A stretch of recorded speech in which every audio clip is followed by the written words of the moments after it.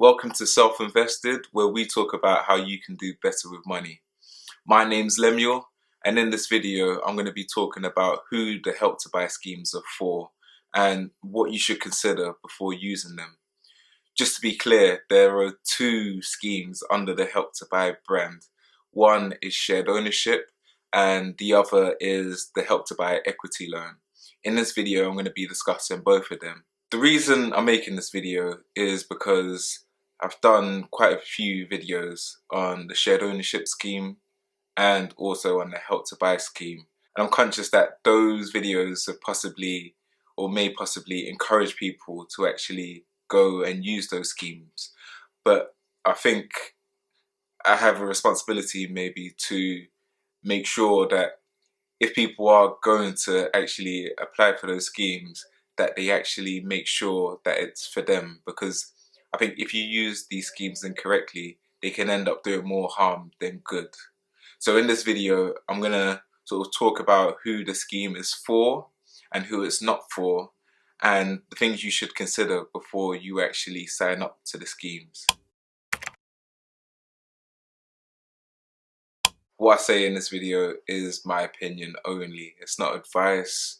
The things that I'm saying aren't necessarily going to be true in every situation. I've done quite a bit of research on them, as you know from watching the previous videos that I've done. But every person's situation is different, and there may be certain things that I haven't considered. If there's something that I haven't considered that I maybe should have talked about in the video, please let me know down in the comments. And don't forget to like this video if you enjoy it, and subscribe to the channel if you haven't already. I'm just going to start by talking about who the Help to Buy scheme is for generally. And it's for people that can't afford to buy 100% of the home that they would like to live in. So I think that's clear with the shared ownership scheme, because you're only buying a share of your property. But it's also true with the Help to Buy equity loan scheme. When you buy your property, you're only buying a portion of it. Depending on the loan that you take out, whether it's 20% or 40% or whatever percentage, that share of the building belongs to the government. And the clue's in the name, equity. It means a share that somebody owns, and that equity is owned by the government. And there are rules that are going to be imposed on you because you don't own your property outright.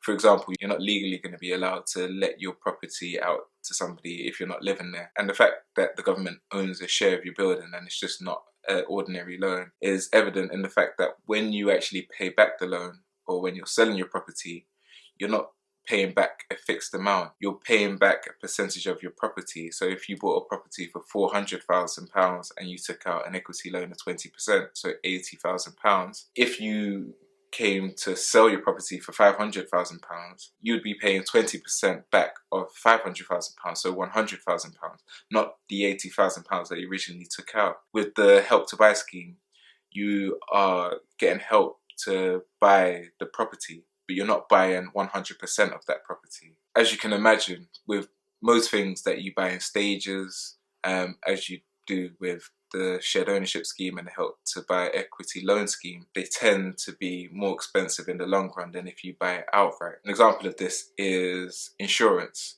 If you have car insurance, you'll know that if you pay it off monthly, it's going to be more expensive overall than if you pay it off in one go.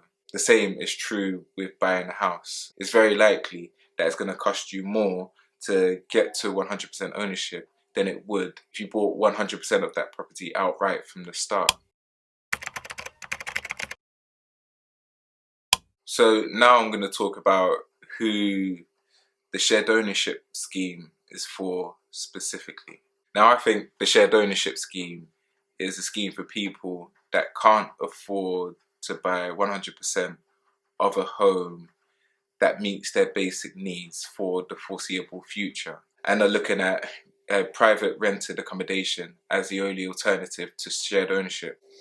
Now, the reason I think the scheme is for this group of people is because shared ownership in this situation can work out cheaper than private rented accommodation. This is because For the percentage of the property that you don't own, you pay a subsidised rent, which is going to be cheaper than you'd pay in the private rental market. So it could actually work out being cheaper than actually getting a private rented accommodation, especially if you're going to be in, if you're comparing it to being in a private rented accommodation for a long period of time. So before actually going for a shared ownership scheme, I think there's a few things you should consider. Most of the shared ownership scheme properties are going to be new builds, and they tend to be more expensive than existing buildings. So it may be worthwhile looking at an existing home and seeing whether you'll be better off, or whether you would be able to afford to buy that property without the Help to Buy scheme. Also, it's worthwhile looking at areas. Could you move to an area maybe slightly further out from the centre, or in a slightly cheaper area? You should look at the Help to Buy scheme as almost maybe a last resort. If you can get something, a property, a home that meets your basic needs, you know, is near schools, has enough space for your family, but is in an area that's a bit cheaper, that's not as desirable as your ideal location, but is a livable area, you may actually be better off buying that property and using it as a stepping stone. Obviously, you have to do your research and make sure it's an area that has the potential to see, you know, values increase, but you may be better off in the long run going for that property than going with a shared ownership property. Because if you own 100% of your property, your payments, more of your payments monthly, are going to be going towards owning that property. And when you come to sell it, you're going to have a lot more equity. You're going to have a lot more money to play with when you want to make your next step up to your ideal home or your forever home. Another thing you should consider is whether you can save up for longer, move in with family, parents. I know this is probably easier for people that don't have children or don't have a partner. I definitely think it's worthwhile looking at your options for actually saving for longer to get a bigger deposit, if that's going to help you or help put you in a position to be able to buy a property outright. The other thing to consider is if you're a social tenant. So if you live in a council home, or if you live in a home that's owned by a housing association, it's likely that that's going to be a lot cheaper, or that's going to be cheaper than owning a shared ownership property. This is partly because you own part of your property with a shared ownership property, so part of the payments you're making are not going to be subsidised. They're going to be for your mortgage, which is going to be at the rates that you could get in the market. And part of it's also because you're not going to have some of the costs that are associated with owning a property, which you'll have if you own a shared ownership property, such as paying service charge. Also, if you're a social tenant, you have the right to buy your property. You can usually buy your home, whether it's a council home or a housing association home, at a discounted rate. That could be a better decision than going for a shared ownership property. So I think these are all things that you should consider before you actually go and actually apply for the shared ownership scheme. So now I'm going to talk about who the Help to Buy equity loan scheme is for. Now, I think the Help to Buy equity loan scheme is for anyone that wants to buy a newly built property but is unable to afford the property because they don't have a big enough deposit. I don't think it should be seen as a cheaper way to buy a property, even though there are certain situations where it can actually work out cheaper to buy a property with a Help to Buy loan compared to buying a property without a Help to Buy loan. I think using the scheme because you think it will be a cheaper way to buy a property in the long run is a risky tactic, because the house price could increase, it could take you longer to pay back the loan than you think, and by the time you're able to pay it back, you may have paid interest over a number of years, and the more interest you pay and the more the value of the property increases, the less likely it is to be cheaper than buying a property without the Help to Buy loan. I also think it's not a scheme for people that are not realistically going to be able to pay back that loan or keep up with the interest payments when they kick in.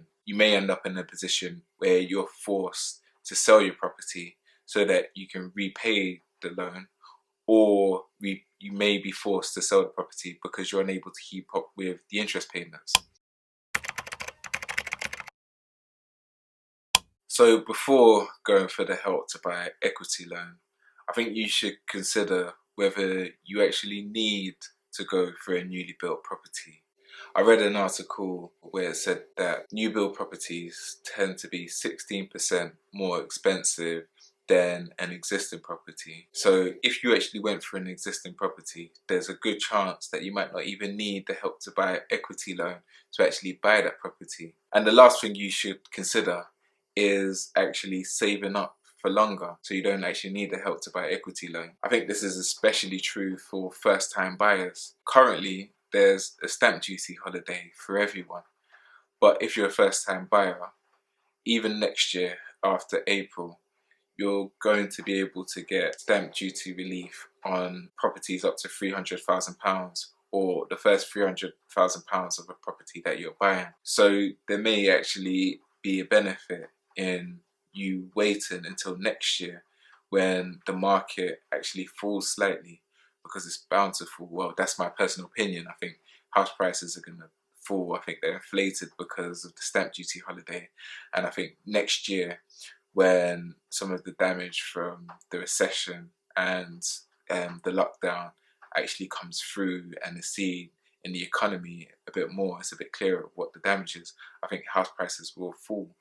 And if you're able to save up more money through to the end of this year and into next year, I think you could be in a very good position to actually pick up a property at a very good price. So that brings us to the end of the video. And I'm keen to find out what you think.